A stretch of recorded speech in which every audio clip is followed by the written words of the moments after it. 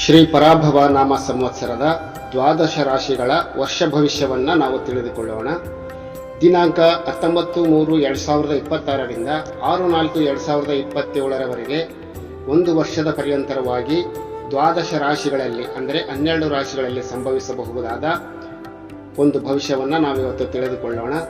ಮುಖ್ಯವಾಗಿ ನಿಖರವಾದ ಹೆಚ್ಚಿನ ಭವಿಷ್ಯವನ್ನು ನಾವು ತಿಳಿಬೇಕಾದರೆ ಜನ್ಮಕುಂಡಳಿ ಮತ್ತು ಆಯಾ ರಾಶಿಗಳಲ್ಲಿ ನಡೆಯುತ್ತಿರುವ ದಶಾಭುಕ್ತಿಗಳ ಫಲಗಳನ್ನು ಮಿಲನಗೊಳಿಸಿ ಫಲಗಳನ್ನು ಖಚಿತಪಡಿಸಿಕೊಳ್ಳಬಹುದಾಗಿದೆ. ಮೊದಲಿಗೆ ನಾವು ಮೇಷರಾಶಿಯವರ ಫಲಗಳನ್ನು ತಿಳಿದುಕೊಳ್ಳೋಣ. ಮೇಷರಾಶಿಯವರ ಗುಣ ಬಂದು ಇವರು ಎಲ್ಲದರಲ್ಲಿ ಮುಂಚೂಣಿಯಲ್ಲಿರಬೇಕೆಂಬ ಹಂಬಲ ಜಾಸ್ತಿ ಮತ್ತು ದುಡುಕು ಸ್ವಭಾವ.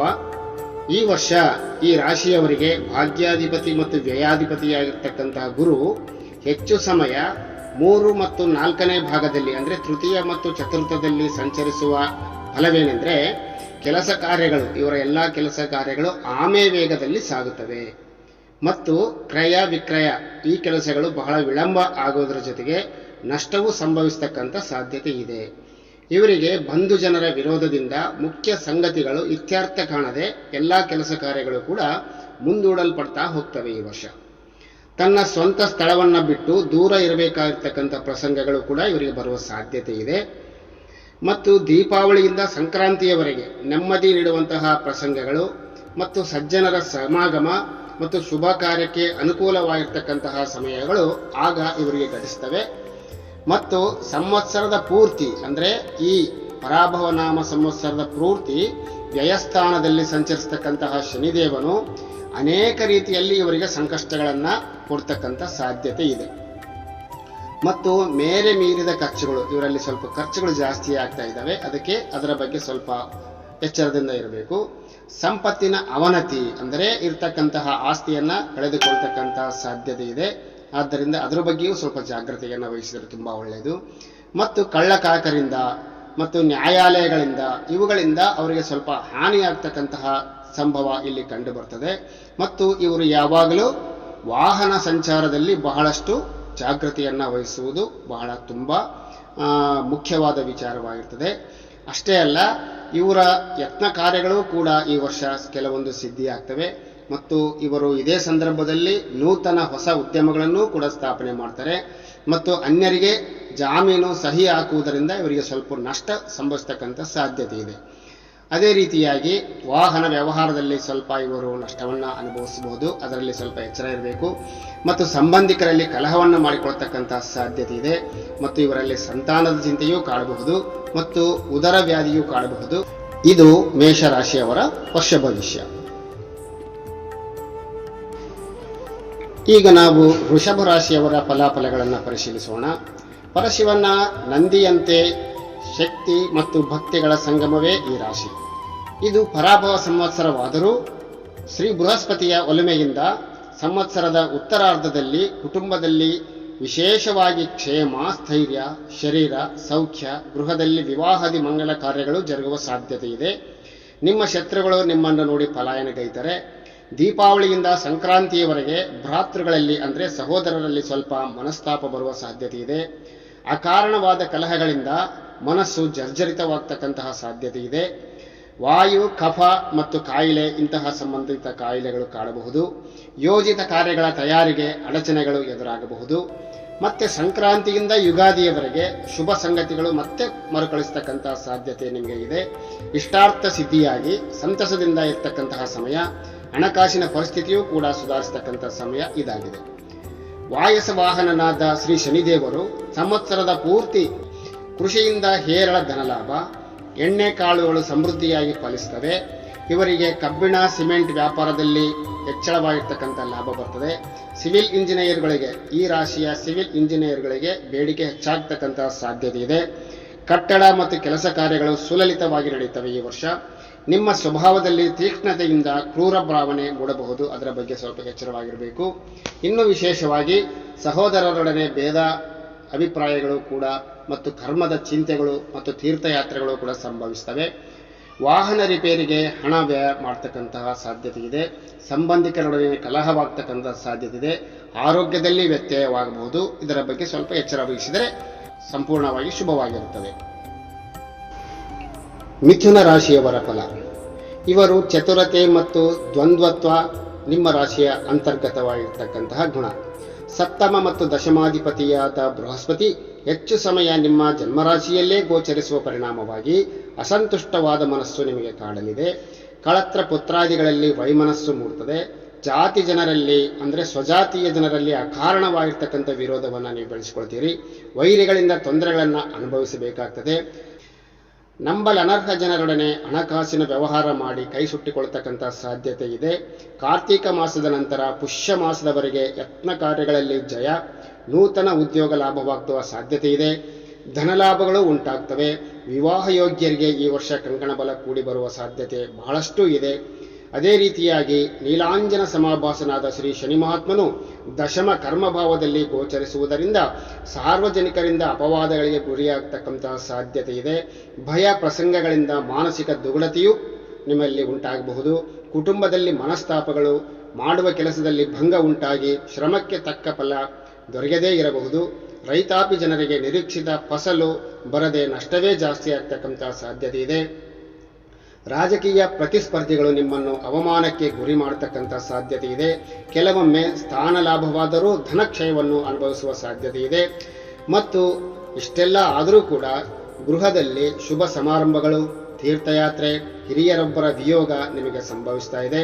ಸಾಹಸ ಪ್ರವೃತ್ತಿ, ಕ್ರೀಡೆಯಲ್ಲಿ ಜಯ, ಸಹೋದರರೊಂದಿಗೆ ಮಾತಿನಿಂದ ಕಲಹ, ಆರ್ಥಿಕ ಸಂಕಷ್ಟಗಳು ಕೂಡ ಈ ವರ್ಷ ನಿಮಗೆ ಘಟಿಸುವ ಸಾಧ್ಯತೆ ಇದೆ. ಈಗ ನಾವು ಕಟಕ ರಾಶಿಯವರ ಫಲಾಫಲಗಳ ಬಗ್ಗೆ ತಿಳಿದುಕೊಳ್ಳೋಣ. ಇವರಿಗೆ ಆತುರತೆ ಮತ್ತು ಶೀಘ್ರ ನಿರ್ಣಯ ನಿಮ್ಮ ರಾಶಿಯ ಜನ್ಮ ಸ್ವಭಾವ.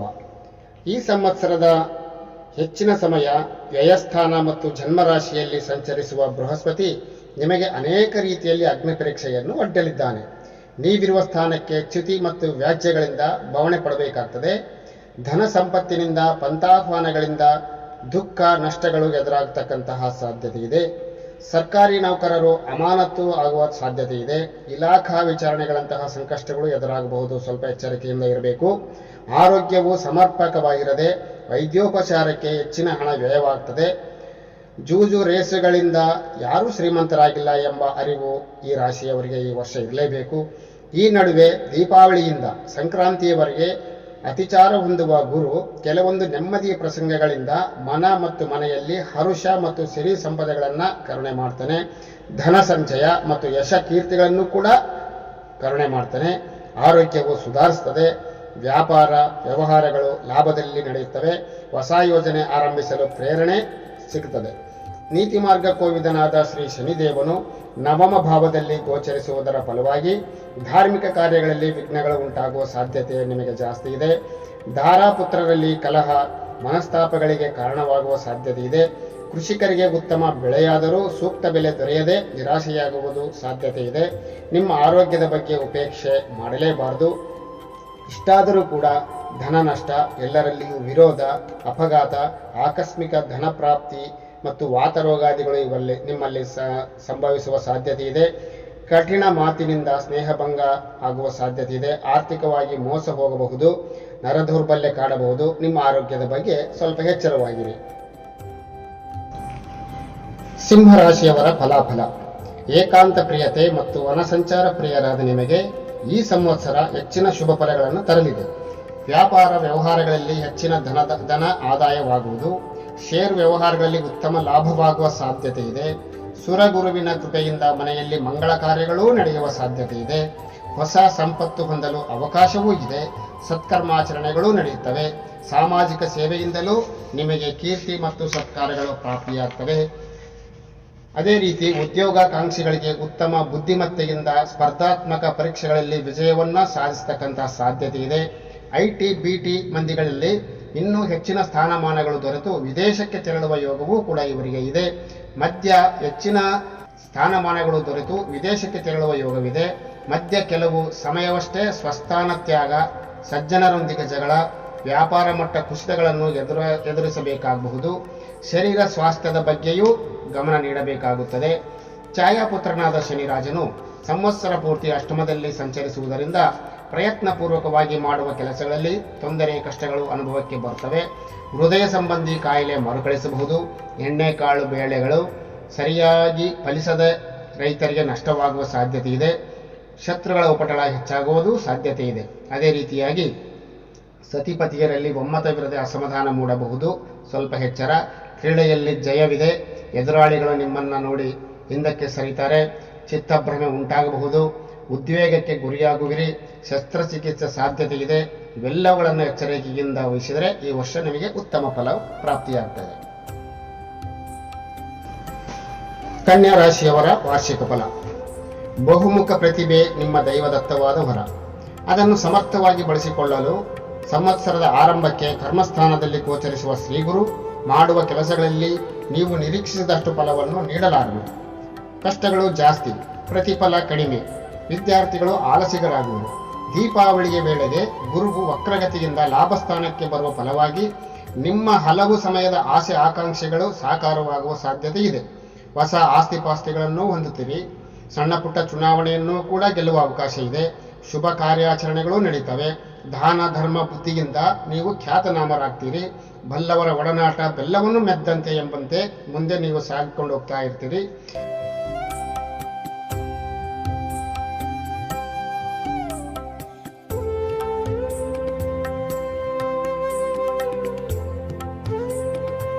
ದೊಡ್ಡ ಉದ್ದಿಮೆದಾರರಿಗೆ ಕಾರ್ಮಿಕ ವರ್ಗದವರ ಅಸಹಕಾರದಿಂದ ನಷ್ಟ ಉಂಟಾಗಬಹುದು. ರೈತಾಪಿ ಜನರಿಗೆ ಪ್ರಕೃತಿ ವಿಕೋಪ, ವನ್ಯಜೀವಿಗಳ ಉಪಟಳದಿಂದ ಬೆಳೆ ನಷ್ಟ ಉಂಟಾಗುವುದು. ಹೊಸ ಬಂಡವಾಳ ಹೂಡಿಕೆಯಲ್ಲಿ ಅತ್ಯಂತ ಜಾಗರೂಕರಾಗಿರಬೇಕು. ಪಾಲುದಾರಿಕೆ ವ್ಯವಹಾರಗಳಲ್ಲಿ ಒಮ್ಮತವಿರದೆ ನಷ್ಟವನ್ನು ಅನುಭವಿಸಬೇಕಾಗಬಹುದು. ಇದಕ್ಕಾಗಿ ಶ್ರೀ ಶನಿ ಶಾಂತಿಗೆ ನೀವು ಶ್ರೀ ಶನಿ ಚಾಲೀಸನ್ನ ಪಠಣೆ ಮಾಡಿದರೆ ತುಂಬ ಒಳ್ಳೆಯದು. ಅಲ್ಲದೆ ಶತ್ರುಗಳು ಹಿಂದೆ ಸರಿತಾರೆ ನಿಮ್ಮನ್ನು ನೋಡಿ. ಈ ವರ್ಷ ಪಂಥ ಆಹ್ವಾನದಲ್ಲಿ ನಿಮಗೆ ಜಯ ಇದೆ. ಕಂಪ್ಯೂಟರ್ ವಿದ್ಯಾರ್ಜನೆಯಿಂದ ನೀವು ಲಾಭವನ್ನು ಗಳಿಸ್ತೀರಿ. ಅಪರಿಚಿತರಿಂದ ನೀವು ಲಾಭವನ್ನು ಪಡೆಯಬಹುದು. ದೈಹಿಕ ಪೀಡೆಗಳಿದ್ದರೂ ಕೂಡ ಈ ವರ್ಷ ಸ್ವಲ್ಪ ಮಟ್ಟಿಗೆ ಸುಧಾರಣೆಯಾಗಿರ್ತಕ್ಕಂಥ ವರ್ಷವಾಗಿದೆ. ಈಗ ನಾವು ತುಲಾ ರಾಶಿಯವರ ಬಗ್ಗೆ ತಿಳಿದುಕೊಳ್ಳೋಣ. ನ್ಯಾಯ ನಿಷ್ಠೂರತೆಯ ಜೊತೆಗೆ ಹುಟ್ಟು ವ್ಯಾಪಾರ ನಿಮ್ಮ ಜನ್ಮಗತ ಗುಣ.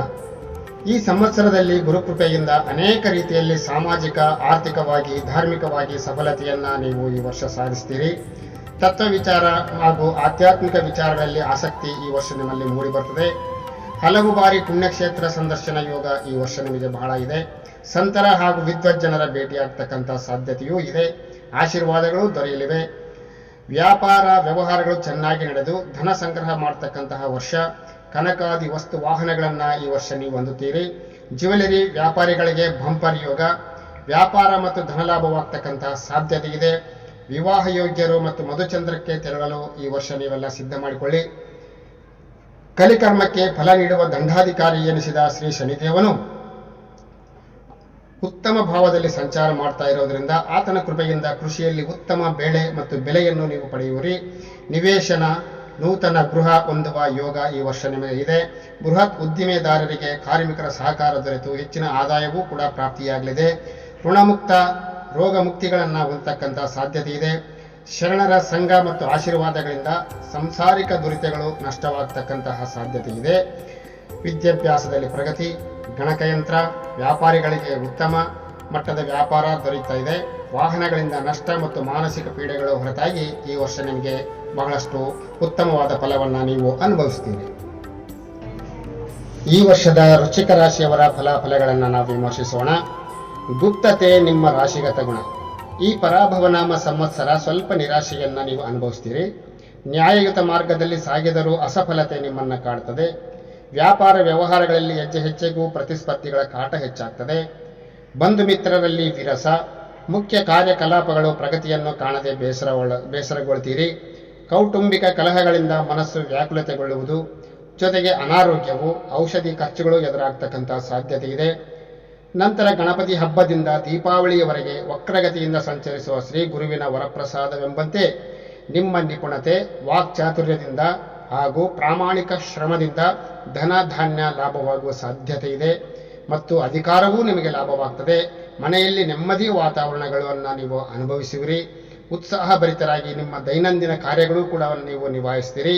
ಅದೇ ರೀತಿಯಾಗಿ ಶನಿದೇವನು ಈ ವರ್ಷ ಪೂರ್ತಿ ಪಂಚಮದಲ್ಲಿ ನಿಮಗೆ ಗೋಚರಿಸುವುದರಿಂದ ಸುತಧನ ಪರಿಹೀನ ಪಂಚಮಸ್ಥೆ ಎಂಬ ವಾಕ್ಯದಂತೆ ಸತಿಸುತರಲ್ಲಿ ಜಗಳಗಳು, ಧನಹೀನತೆಯಿಂದ ಚಿಂತೆ ವ್ಯಾಕುಲತೆಗಳು ಉಂಟಾಗ್ತವೆ. ಧನ ಸಂಪತ್ತಿನಿಂದ ಅವನತಿ ಹಾಗೂ ಹತ್ತಿರದವರ ವಿಯೋಗದಿಂದ ಸ್ವಲ್ಪ ದುಃಖವಾಗುವ ಸಾಧ್ಯತೆ ಇದೆ. ಜೊತೆಗೆ ಭೂವಿವಾದಗಳು, ಸ್ಥಾನಕ್ಕೆ ಚ್ಯುತಿ, ವಾಹನ ರಿಪೇರಿಯ ಖರ್ಚು, ಸಾಹಸ ಕಾರ್ಯದಲ್ಲಿ ಯಶಸ್ಸು, ಆಕಸ್ಮಿಕ ಧನಲಾಭ, ವಿಷಜಂತುಗಳ ಭಯ ಈ ವರ್ಷ ನಿಮಗೆ ಕಾಡಲಿದೆ. ಈ ವರ್ಷದ ಧನಸ್ಸು ರಾಶಿಯವರ ಫಲಾಫಲಗಳನ್ನು ತಿಳಿದುಕೊಳ್ಳೋಣ. ದೂರದರ್ಶಿತ್ವ ಮತ್ತು ನೇರ ನುಡಿ ನಿಮ್ಮ ಜನ್ಮಗತ ಗುಣ. ಶಕ್ತಿಗಿಂತ ಯುಕ್ತಿ ಮೇಲು. ಇದು ನಿಮಗೆ ಶ್ರೀ ಗುರು ಕೃಪೆಯ ಫಲ. ಈ ಸಂವತ್ಸರದಲ್ಲಿ ನಿಮ್ಮ ಅನೇಕ ಕನಸಿನ ಯೋಜನೆಗಳು ಸಾಕಾರವಾಗಲಿವೆ. ಹೊಲ ಮನೆ ಹೊಂದಲು ನಿಮಗೆ ಸಕಾಲವಾಗಿದೆ. ಬೃಹತ್ ಬಂಡವಾಳ ಹೂಡುವವರಿಗೆ ಸಮಯ ಕೂಡಿ ಬಂದಿದೆ. ಜ್ಯುವೆಲರಿ ಹಾಗೂ ಪ್ರಸಾದನ ವರ್ತಕರು ಪೈಪೋಟಿಯ ನಡುವೆಯೂ ಉತ್ತಮ ಲಾಭವನ್ನು ಈ ವರ್ಷ ಗಳಿಸ್ತಾರೆ. ವಿವಾಹ ಯೋಗ್ಯರು ಶೀಘ್ರವೇ ಹನಿಮೂನ್ಗೆ ತೆರಳಲು ತಯಾರಿ ಮಾಡಿಕೊಳ್ಳಬಹುದು. ಏರುಪೇರು ಜೀವನದ ಧರ್ಮ. ಗುರುದೇವ ಕೆಲವು ಸಮಯ ಅಷ್ಟಮದಲ್ಲಿ ಸಂಚರಿಸುವುದರಿಂದ ಅನೇಕ ತರಹದ ಪರೀಕ್ಷೆಗಳು ಒಡ್ಡುವನು. ನಿಮ್ಮ ಗೌರವ ಪ್ರತಿಷ್ಠೆಗಳಿಗೆ ಹಾನಿ ಉಂಟಾಗಬಹುದು. ಅನಾರೋಗ್ಯ, ವೈದ್ಯಕೀಯ ಖರ್ಚುಗಳು ಎದುರಾಗಬಹುದು. ಶಿಕ್ಷಣಾರ್ಥಿಗಳಿಗೆ ವಿದ್ಯಾರ್ಜನೆಯಲ್ಲಿ ಅಡಚಣೆಗಳಿಗೂ ಉಂಟಾಗಬಹುದು. ಅಪರಿಚಿತ ವ್ಯಕ್ತಿಗಳಿಂದ ಧನ ಸಂಬಂಧ ಮೋಸ ನಡೆಯುವ ಸಂಭವ ಇರುತ್ತದೆ. ಮಾನಸಿಕ ಕ್ಲೇಶಗಳಿಂದ ನವಿಲಿನ ನರ್ತನವಾಗಲಿ ಕೋಗಿಲೆಯ ಮಧುರ ಧ್ವನಿಯಾಗಲಿ ಬೇಕೆನಿಸುವುದಿಲ್ಲ. ಗುರು ಶಾಂತಿಗಾಗಿ ಓಂ ಬ್ರಹ್ಮ ಬೃಹಸ್ಪತಿಯೇ ನಮಃ ಎಂಬ ಮಂತ್ರವನ್ನು ಜಪ ಮಾಡಿದರೆ ಬಹಳ ಒಳ್ಳೆಯದು.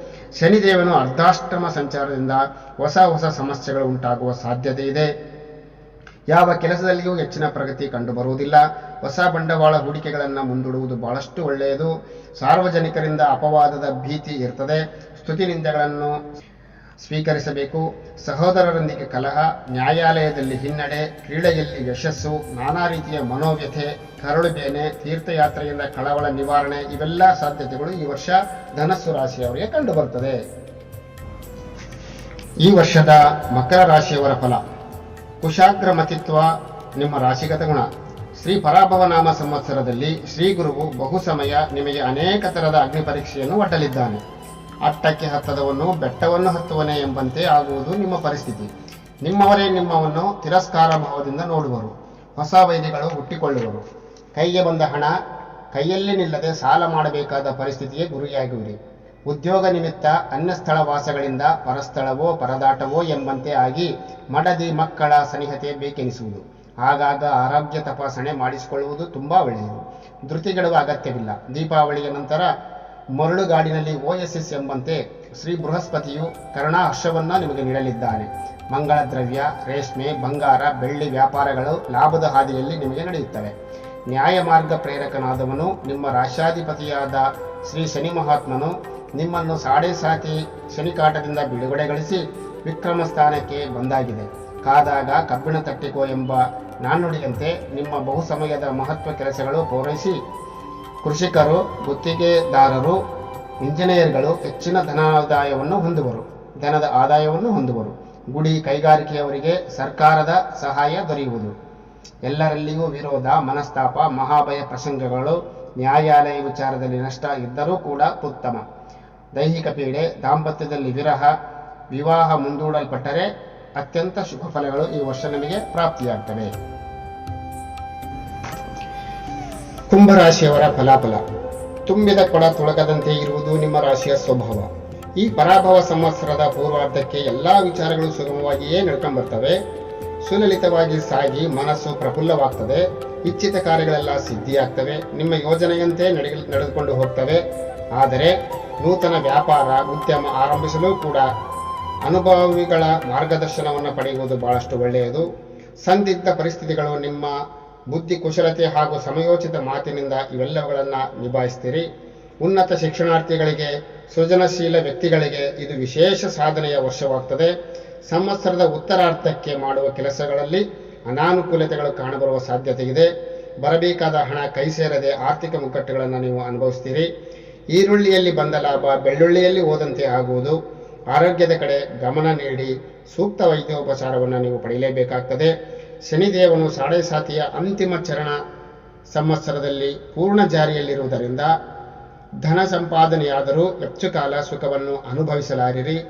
ತೇಜೋಹೀನನಾದ ವದನ, ಜೀರ್ಣ ಶರೀರ, ಅಕಾರಣವಾಗಿ ಎಲ್ಲರಲ್ಲಿಯೂ ವಿರೋಧವನ್ನು ಎದುರಿಸಬೇಕಾಗ್ತದೆ. ಕೃಷಿಕರಿಗೆ ಕೈಗೆ ಬಂದ ತುತ್ತು ಬಾಯಿಗಿಲ್ಲ ಎಂಬಂತೆ ಆಗುವುದು. ನೀವು ಶನಿ ಶಾಂತಿಗಾಗಿ ದಶರಥ ಕೃತ ಶನಿ ಸ್ತೋತ್ರವನ್ನು ಪಠಿಸುವುದು ಒಳ್ಳೆಯದು. ಚೋರರಿಂದಲೂ ಹಾನಿ, ಕೂಡಿಟ್ಟ ಹಣ ಅಪವ್ಯಯವಾಗ್ತದೆ, ಭಯದ ಪ್ರಸಂಗಗಳು ಕಾಡುವ ಸಾಧ್ಯತೆ ಇದೆ. ಈ ವರ್ಷದ ಮೀನರಾಶಿಯವರ ಫಲ. ಸಮದರ್ಶಿತ್ವದೊಂದಿಗೆ ದ್ವಿಸ್ವಭಾವ ಗುಣ ಉಳ್ಳ ನಿಮಗೆ ಈ ಪರಾಭವ ನಾಮ ಸಂವತ್ಸರದ ಪೂರ್ವಾರ್ಧದಲ್ಲಿ ನೀವಿರುವ ಸ್ಥಾನಕ್ಕೆ ಸ್ವಲ್ಪ ಚ್ಯುತಿ ಬರಬಹುದು. ಶತ್ರು ಜನರಿಂದ ಸ್ವಲ್ಪ ತೊಂದರೆಯಾಗಬಹುದು. ಚಿತ್ತಚಾಂಚಲ್ಯ, ಮನೋವಿಕಾರಗಳು ಕಾಡಬಹುದು. ತಿಳಿಯದೆ ಮಾಡಿದ ತಪ್ಪಿನಿಂದ ದೀನತ್ವ ಉಂಟಾಗುತ್ತದೆ. ಚತುಷ್ಪಾದ ಪ್ರಾಣಿಗಳಿಂದ ಪೀಡೆ ಉಂಟಾಗುವ ಸಂಭವವಿದೆ. ಸಮುದ್ರಜನ್ಯ ವಸ್ತು ವ್ಯಾಪಾರಿಗಳಿಗೆ ಶ್ರಮಕ್ಕೆ ತಕ್ಕ ಫಲ ದೊರೆಯುವುದಿಲ್ಲ. ಆದರೂ ಕೂಡ ಸಂವತ್ಸರದ ಉತ್ತರಾರ್ಧದಲ್ಲಿ ನಿಮ್ಮ ಎಲ್ಲ ಕಷ್ಟ ಕಾರ್ಪಣ್ಯಗಳು ಸೂರ್ಯನೆದುರು ಮಂಜು ಕರಗುವಂತೆ ಕರಗಿ ಹೋಗ್ತವೆ. ಕಾಲ, ಕರ್ಮ, ಕಾರಣಗಳು ಕೂಡಿ ಬಂದ ಫಲವಾಗಿ ನೀವು ಬಯಸುವುದನ್ನು ಗಳಿಸಿಕೊಳ್ತೀರಿ. ಹಲವು ಮೂಲಗಳಿಂದ ಧನ ನಿಮಗೆ ಆದಾಯವಾಗ್ತದೆ. ಪ್ರೀತಿ, ಪ್ರಣಯ ವಿಷಯಗಳು ಧನಾತ್ಮಕ ಫಲಿತಾಂಶವನ್ನು ನೀಡುತ್ತವೆ. ವಿವಾಹ ಯೋಗ್ಯರಿಗೆ ಕಂಕಣ ಬಲ ಕೂಡಿ ಬರತಕ್ಕಂತಹ ಸಾಧ್ಯತೆ ಇದೆ. ಮತ್ತು ಶನಿದೇವನು ಈ ಪರಾಭವ ನಾಮ ಸಂವತ್ಸರದಲ್ಲಿ ನಿಮ್ಮ ಜನ್ಮರಾಶಿಯಲ್ಲೇ ಸಂಚರಿಸುವುದರಿಂದ ಉದ್ಯಮಪತಿಗಳಿಗೆ, ಕಾರ್ಮಿಕರಿಗೆ ಅಸಹಕಾರ, ಜಗಳಗಳಿಂದ ನಷ್ಟ ಉಂಟಾಗಬಹುದು. ರೈತಾಪಿ ಜನರಿಗೆ ನಿರೀಕ್ಷಿತ ಬೆಳೆ ಬಾರದೇ ಇರಬಹುದು. ಸರ್ಕಾರಿ ನೌಕರರಿಗೆ ಅನಪೇಕ್ಷಿತ ವರ್ಗಾವಣೆ, ಇಲಾಖಾ ವಿಚಾರಣೆಯ ಸನ್ನಿವೇಶ ಎದುರಾಗಬಹುದು. ದಾಯಾದಿ ಕಲಹಗಳು ವಿಕೋಪಕ್ಕೆ ಹೋದರೂ ಹೋಗಬಹುದು. ಪರಿಹಾರಕ್ಕಾಗಿ ಕರಿನಾಯಿಯ ಸೇವೆಯನ್ನು ನೀವು ಮಾಡಬೇಕು ಮತ್ತು ಕಾಲಭೈರವಾಷ್ಟಕವನ್ನು ಪಠಿಸುವುದು ಉತ್ತಮ. ಕೈಕೊಂಡ ಕಾರ್ಯದಲ್ಲಿ ಯಶಸ್ಸು ಇವೆಲ್ಲವುಗಳು ನಿಮಗೆ ಪ್ರಾಪ್ತಿಯಾಗ್ತಾ ಇವೆ. ಅಷ್ಟೇ ಅಲ್ಲ, ಧನ, ಆಸ್ತಿ ಇವುಗಳು ಕೂಡ ಈ ವರ್ಷ ನಿಮಗೆ ಲಭಿಸಬಹುದು. ಅನೇಕ ವಿವಾದಗಳನ್ನು ನೀವು ಬಗೆಹರಿಸಿಕೊಳ್ತೀರಿ. ನೂತನ ಉದ್ಯಮಕ್ಕೆ ಈ ವರ್ಷ ನಿಮಗೆ ಪ್ರೇರಣೆ ನೀಡತಕ್ಕಂಥ ವರ್ಷ.